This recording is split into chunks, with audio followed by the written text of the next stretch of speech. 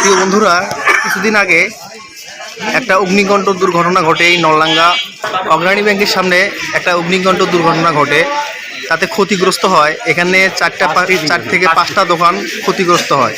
আজকে স্বয়ং আমাদের জামাতের এমপি সাহেব এই দোকানগুলো দেখতে আসছে। এখান থেকে যাদের দোকান পড়া গেছে তাদেরকে একটু সহানুভূতির হাত বাড়িয়ে দেওয়ার জন্য এখানে আসছে উনি। দেখেন, ওনার সাথে অনেক লোকজন এখানে আসছে, নেতাকর্মীরা অনেক আসছে এখানে।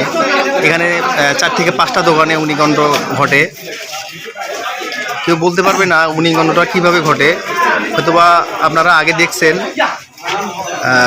নিউজটা আগে দেখছেন, কিন্তু আজকে সরাসরি এমপি সাহেব নলডাঙ্গায় আসে, অগ্রণী ব্যাংকের সামনে এই দোকানগুলোতে এসে দেখে কিছু একটা দেওয়ার চিন্তা ভাবনা করে যায় এখানে।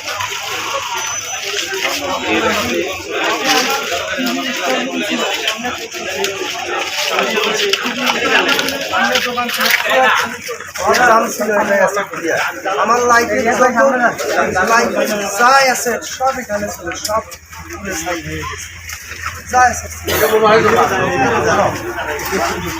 ছাত্র শিবিরের বড় ভাই